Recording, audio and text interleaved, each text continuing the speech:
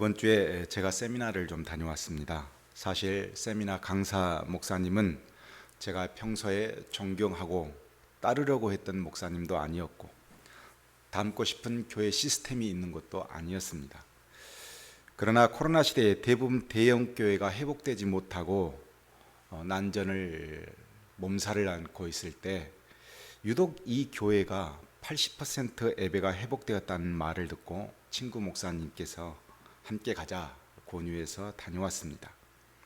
강의 내용을 쭉 들어보니까 어떻게 코로나를 교회가 극복했는지 프로그램과 어떤 상황 대처 방안 등을 잘 설명해 주었습니다.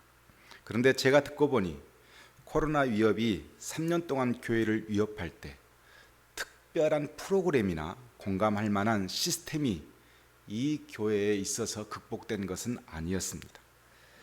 제가 자세히 들여다보고 듣고 느낀 것은 위급한 현실을 인정하고 어떻게 해서든지 교인들의 마음을 살펴 복음을 전하고자 하는 담임 목사님의 갈망이 가장 컸습니다.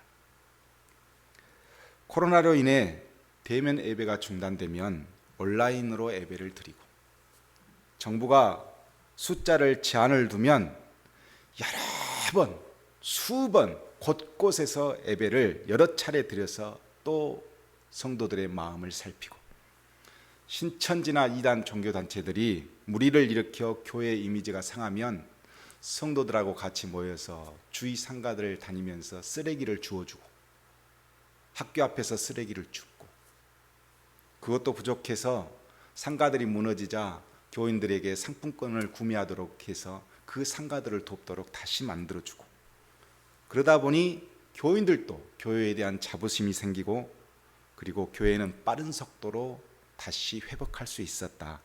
제가 본 느낌은 그것이었습니다. 이 모든 것은 프로그램으로 진행된 것이 아니라 어찌하든지 교인들에게 하나님의 말씀을 가르쳐야 한다는 담임 목사의 강한 어떤 열망이 그런 모든 것들을 해내었다. 저는 그렇게 보았습니다. 강한 갈망은 무한한 소망을 낳는다는 말이 있습니다. 위급하고 철저하게 무너진 상황에서 돌파할 수 있는 능력이 어디에서 오는가? 무엇인가를 갈망할 때 상상할 수 없는 에너지가 나옵니다.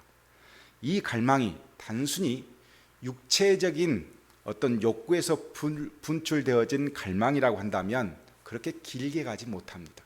그러나 이 갈망이 자신이 존재하는 이유와 연결되었을 때 끝까지 버티고 끝까지 이겨내려고 하는 원동력이 되어지는 것이 사실입니다. 그리스도인들에게 위협과 고난 중에도 소망을 잃지 않게 하는 힘이 어디에서 오느냐? 그것은 영적 갈망입니다. 육체적인 위협과 고난이 우리에게 다가온다 할지라도 이것을 극복하려고 하는 마음이 사람에게 기대게 되어지면 이 사람은 완전한 존재가 아니기 때문에 우리는 금세 무너집니다. 그러나 이렇게 고통과 아픔을 하나님을 향해서 갈망하게 되어지면 우리는 끝까지 버텨낼 수 있습니다. 왜? 하나님은 완전하시기 때문에 그렇습니다. 오늘은 다윗을 통해 우리들이 가지고 있는 영적 갈망이 무엇인지 어느 정도 가지고 있는 것인지를 한번 살펴보는 시간을 가지려고 합니다. 시편 42편 오늘 본문은 다윗이 아들 압살롬의 반역으로 인해서 예루살렘을 떠나서 도망자의 삶을 살았을 때 지은 시인데 이것을 고라 자손들이 수집해서 다시 노래로 남긴 그런 작품이 시편 42편입니다. 당시 치밀하게 계획된 압살롬의 반란은 다윗이 전혀 예상하지 못했기 때문에 황급하게 허겁지겁 예루살렘을 빠져나가야 했고 그래서 후궁들도 살피지 못하고 자신만 겨우 몸만 살펴서 빠져나온 상황이었습니다. 초라한 왕이 된 다윗은 어처구니없는 지금의 현실을 고민하고 또 고민하면서 이곳저곳으로 도망을 가야 했습니다. 그때 이 어처구니없는 현실을 지켜보면서 문득 사슴 한 마리를 발견하게 됩니다.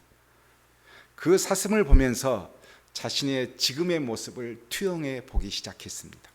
그러면서 지금 자신이 가장 괴롭고 힘든 것이 무엇일까? 라고 그 사슴을 보면서 생각해낸 것이 1절에 이렇게 기록이 되어 있습니다. 하나님이여, 사슴이 시냇물을 찾기에 갈급함 같이 내 영혼이 주를 찾기에 갈급하나이다 그랬습니다.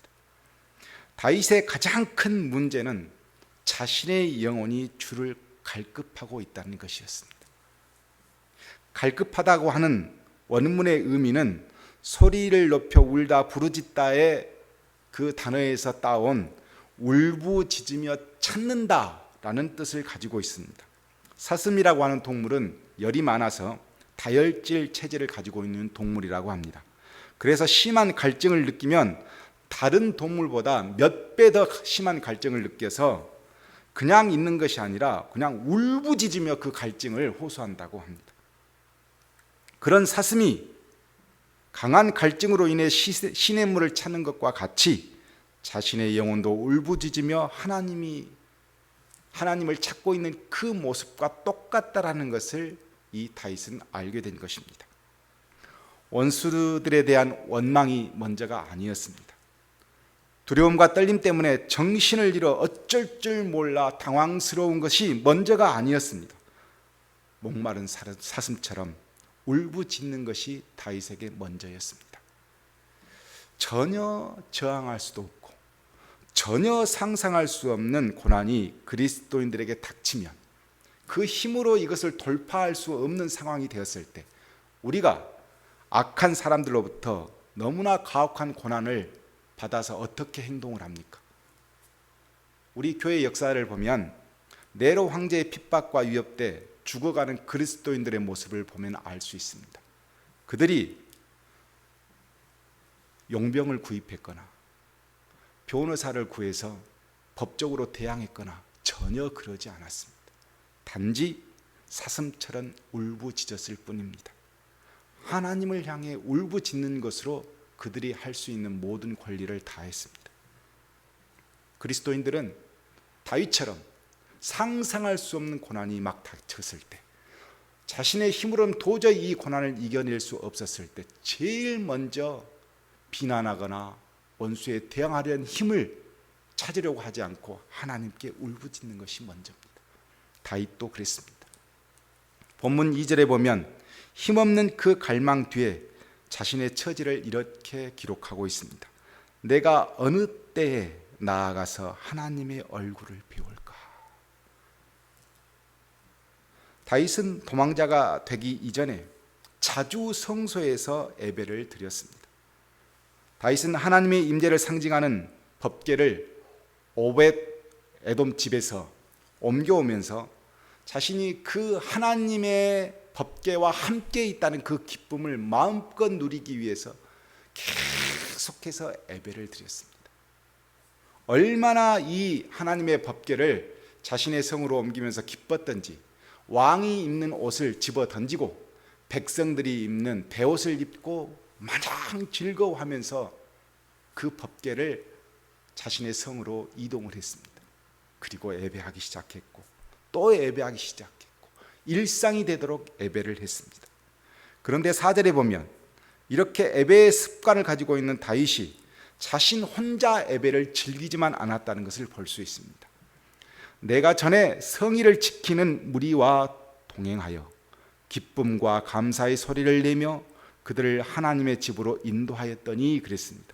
다윗은 공적인 예배를 드리기 위해 성소로 몰려온 이 무리들과 함께 예배하는 것이 일상이었습니다. 그러나 단순하게 무리에 섞여서 예배하지 않고 오히려 제사장들처럼 앞에 나아가서 백성들을 인도하고 하나님의 집에서 같이 예배를 드리자 독려하고 계속해서 예배를 활성화하는 적극적인 예배자였습니다. 하나님을 향한 다윗의 갈망은 자신의 영적 충족을 넘어서 이웃과 백성에게 구원하는 넘치는 갈망의 소유를 갖고 있었던 사람이 바로 다윗이었던 것입니다. 우리가 보통 언제 전도합니까? 내가 가지고 있는 영적 갈망이 넘쳐났었을 때 전도가 이루어집니다. 바로 다윗은 과거에 영적 갈망이 넘치는 자, 그래서 늘 전도자의 삶을 살았던 모습을 다윗은 하고 있었던 것입니다. 그런 다윗은 이제는 도망자가 돼서 하나님의 성소를 그리워할 뿐, 갈망할 뿐, 그곳에서 예배를 드릴 수 없는 상황이었습니다. 오직 들녘에 앉아 사슴을 보며 기도할 수 있을 뿐 아무것도 할 수 없는 처지가 된 것입니다. 이런 다윗을 지켜본 원수들이 다윗을 이렇게 비웃습니다. 3절에 보면 사람들이 종일 내게 하는 말이 내 하나님이 어디 있느냐. 비참한 현실 앞에서 다윗은 그 말 한마디에 영적 상실감에 빠지기 시작합니다. 그래서 이렇게 고백합니다. 내 눈물이 주야로 내 음식이 되었도다. 밤낮으로 울기 시작했습니다. 10절에서는 내 뼈를 찌르는 칼같이 라는 말이 나옵니다. 칼끝이 살을 찌르고 나면 어디로 닿습니까? 뼈까지 닿습니다. 살을 찌를 때는 덜 아파요. 근데 뼈까지 닿으면 그 고통은 엄청나게 심하는데 다윗은 마치 그 말 한마디, 네 하나님이 어디 있느냐 라고 비웃는 그 말 한마디가 영적으로 갈망하고 있는 자신에게 상실감을 주었을 뿐만 아니라 큰 아픔이 되어 뼈를 찌르는 것 같은 고통이 되었습니다. 원수들은 비웃습니다. 하나님의 도성 예루살렘에서 그렇게 예배드리기를 좋아하고 나서서 독려하던 내가, 그런 당신의 하나님이 지금 어디 있느냐 원수들이 묻습니다. 그런가 하면 자신과 함께 한 사람들도, 왕을 따라온 사람들도 왕에게 묻습니다. 왜 하나님은 지금 이 시간에 은총을 주지 않습니까? 왜 하나님은 우리를 돌보지 않습니까?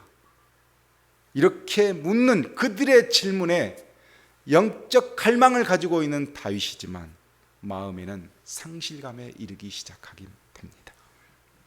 사무엘하 15장에 보면 다윗은 도망하면서 하나님의 법궤를 가지고 갈 수 있었습니다. 법궤와 함께하면 분명히 하나님의 임재를 상징하는 것이기 때문에 나중에 이 반란을 제압할 때 백성들에게 충분한 하나님의 법궤를 가지고 있는 다윗이 반란군을 제압했다, 그래서 우리가 돕자 하는 명분이 될 수 있는 상황이었습니다. 그런데 그 법궤를 제자리로 돌려보냅니다. 우리의 영적 갈망은 하나님의 상징을 소유하는 욕심이 영적 갈망이 아닙니다.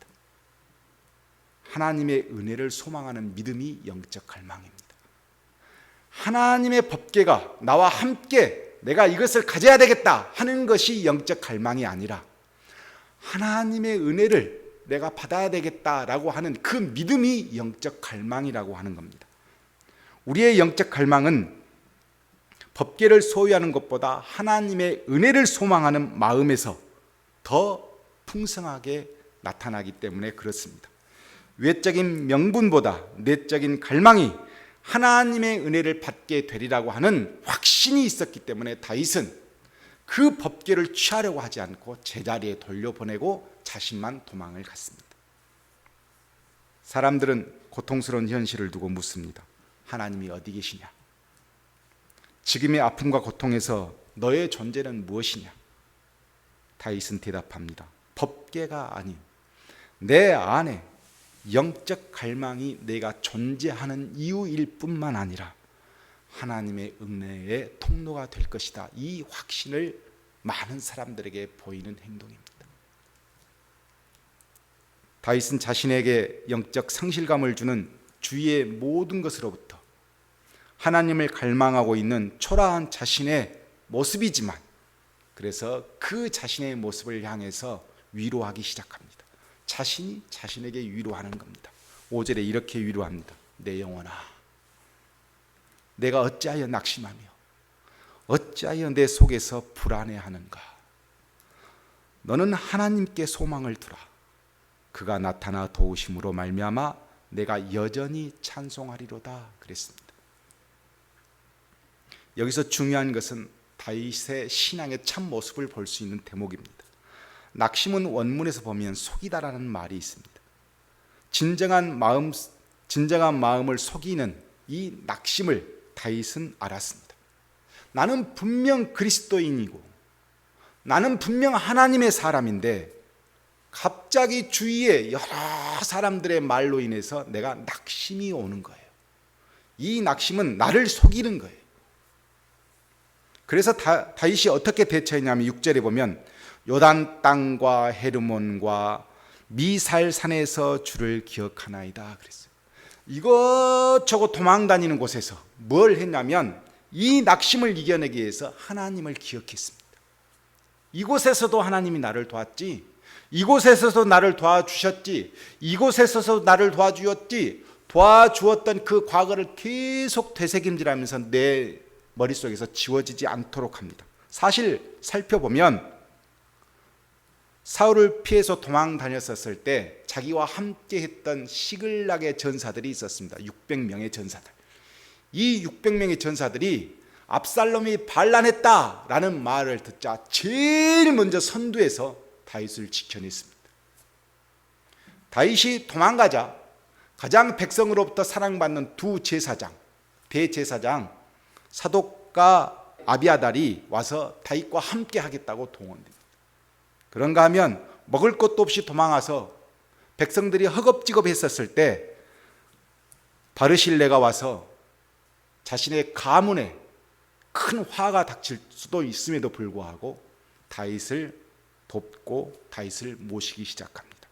그때마다 하나님께서 은혜를 주셨고 그때마다 하나님께서 인도해 주셨습니다.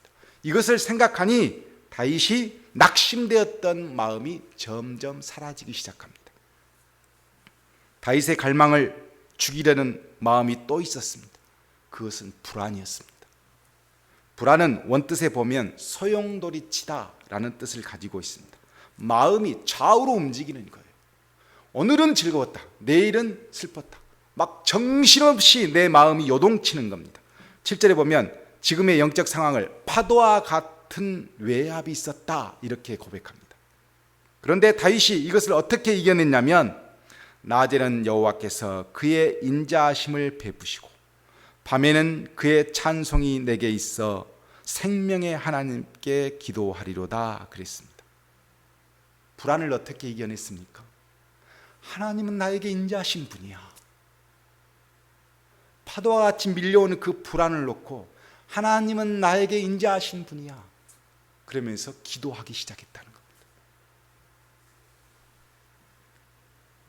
우리에게 항상 위기와 고통이 따르는 현실이 닥쳐옵니다. 준비된 현실도 아니었고 예상했던 사실도 아니었습니다. 그때 그리스도인들은 낙심하고 불안합니다. 이 낙심과 불안은 우리 존재를 무너뜨려 결국 영적 상실감에 빠지게 만든 것이 사실입니다. 그러나 우리는 다시 다윗처럼 일어나야 합니다. 하나님께서 베풀어 주신 은혜를 또 더듬어 보고 또 더듬어 보고 다시 되새김질 해보고 하나님이 나를 무너뜨리려면 이렇게 했겠어? 라고 하면서 계속해서 은혜를 주셨던 그 날들을 되새김질 하다 보면 낙심이 사라지고 나에게 불안이 닥쳐오면 하나님의 인자하심, 그 긍휼하심에 기대어 기도하고 또 기도하고 또 기도하면 파도 치는 것처럼 불안했던 내 마음이 다시 안심이 되어집니다. 그러면서 내 안에 버티고 이겨내면서 생기는 것이 뭐냐면 영적 갈증입니다. 이것이 계속해서 분비되어 생기는 것입니다. 이 영적 갈망, 이 영적 갈증이 커지면 커질수록 우리에게 생기는 것이 있는데 그것은 뭐냐면 하나님을 향한 소망이 다시 생기게 됩니다. 모든 사람들은 끝났다고 말하고 여기가 종착점이라고 이야기합니다. 그렇지만 갈망을 가지고 있으면 그 갈망이 우리를 소망으로 인도합니다. 그러면서 다시 시작되는 것입니다. 말씀을 마치겠습니다. 고린도후서 11장에 보면 바울이 이런 고백을 합니다. 나는 수고도 더 많이 하고 감옥살이도 많이 하고 매도 많이 맞고 여러 번 죽을 뻔하였습니다.